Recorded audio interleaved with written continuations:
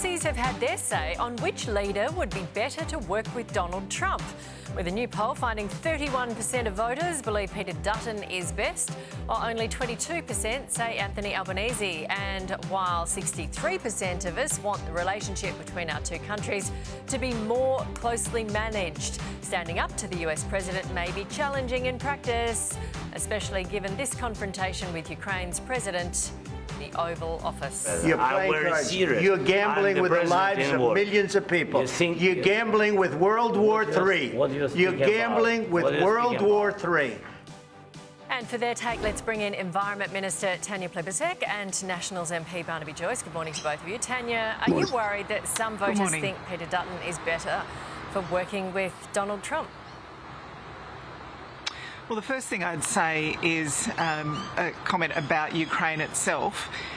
Australia absolutely stands with Ukraine. We absolutely reject the idea that Russia was not the aggressor here. It is very plain that the Russian invasion was illegal and immoral, and the Prime Minister's made it very clear that we continue to stand with Ukraine, and I'm very pleased to see that the European leaders reiterated that on the weekend as well.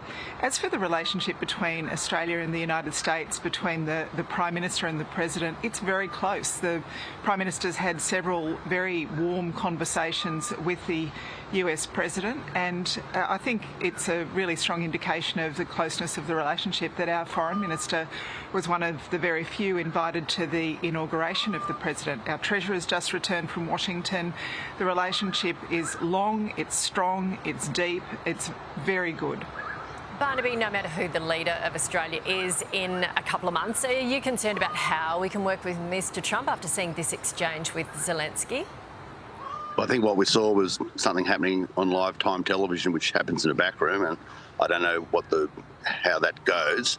What I can say is you can all see now that the way the world of politics works is a tough game, and you've got to become as strong as possible, as quickly as possible. We had that going on in the Oval Office. We had the Chinese with live fire off our coast. We've got wars in the Middle East. And this idea of, everything will be fine because you'll just turn up to the United States and, they'll just open the checkbook and send their sons and daughters over to help you out.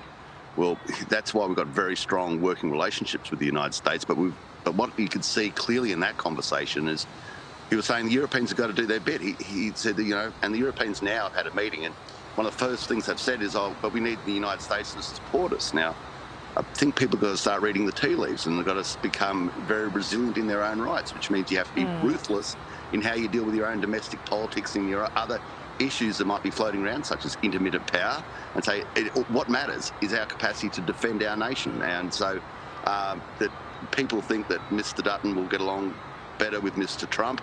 Yes, I suppose that stands to reason. It's pretty obvious. Barnaby, you've been around a while. What's the meaning underneath that for all of us? The world was shocked by that whole language, just the body language and the actual language in the Oval Office, and the fact that it played out in front of the media. Is that how you guys talk with world leaders behind closed doors? Is it just because we saw it, or is that unusual? No, that's unusual, but you're talking about the leader of the free world there, who's representing the most powerful country on earth, and that's going to be a different relationship. I think what people can see from that is don't just think, some people live in this sort of euphemistic position, don't worry, because America will just come and fix everything up if we're too indulgent and weak to be able to look after ourselves. During that live fire exercise of the Chinese required a Virgin plane to see it and required a New Zealand ship to track it. That is pathetic. Now, what we should be seeing these two events together and say, wake up to yourself, have your epiphany, realise you must become as powerful as possible, as quickly as possible, and you'll be working with the United States, and the United States is an ally without a doubt. But don't just live in this idea that, the world's a kind place and they'll do what we want, because Mr Zelensky is seeing right now that that's not necessarily the case. Yeah, exactly, in real time. Moving on, the government has pledged more than $600 million to create 50 more Medicare urgent care clinics across Australia, which would mean apparently 4 out of 5 Aussies would live within 20 minutes of a clinic. Tanya, how much pressure would these clinics take off hospitals? And is it just a fluke that a lot of them are in marginal seats? Well, we're already seeing the urgent care clinics taking pressure off hospitals. It means that if you've got a kid who injures themselves at sport, needs a few stitches, got a sprain, maybe having an asthma attack, you can go to the urgent care clinic and have a much shorter waiting time than if you were going to hospital emergency. That's obviously really good for patients. It also is really good for our hospital system. It takes pressure off hospital emergency and leaves hospital emergency for the real emergencies that can't be treated anywhere else. So we promised 50 clinics, we've delivered 87 so far, and now we're promising another 50. And where they go, it depends on hospital data. It's where the hospital emergencies are under most pressure. It's where we need to be seeing patients. And the really good news about about urgent care clinics, Nat, is that they are bulk billed. So you go there, you don't pay a cent, you bulk billed. And I think Barnaby can probably tell you how popular the one in Tamworth is. Barnaby, on the face of it, these sound like a great idea, don't they, as our hospitals are swamped? Are you going to match this like you matched the government's Medicare promise? Well, I hate to say it to Tanya, but one of my staff members took their son to the urgent care clinic in Tamworth only recently. It was shut. So we really got to focus on how we do things in regional areas. That probably doesn't mean they're all no good, I guess. Well, where's the one in Walker? I went to the Murrurundo Hospital the other day. There's no doctor in the hospital. No doctor. You go to Tenterfield a lot of time, there's no doctor. I think people in Sydney have got to understand that. Our issue is beyond bulk billing. We like bulk billing. Everybody loves bulk billing. But there was 6 or 7 years to train a doctor. Why didn't you start training some 6 or 7 years ago when you were in government? Tanya, stop saying you're not the government. You get an opportunity to not be the government and OTs and speech therapists and all of these professions that are shortages. And Tanya, you are responsible. If it doesn't work, you did it. Well, Barnaby, she's right, though. I think the government's plan is going to train about another 2,000 doctors. We're way behind. So that's just one of the things they're going to do. The question to you, Barnaby, was are you going to match the government's plan with the bulk billing clinics?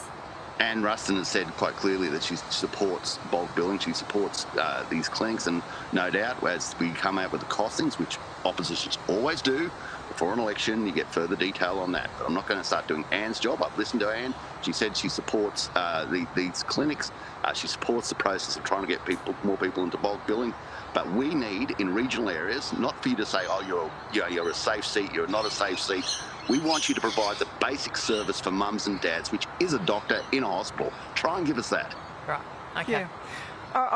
Wouldn't it have been great if we'd started training them 6 or 7 years ago, Barnaby, when you're in government? Because that's how long it takes to train a doctor. Tanya, I can chop you off the knees on that one straight away. Why'd you make this announcement at the start of your 3-year term rather than at the end?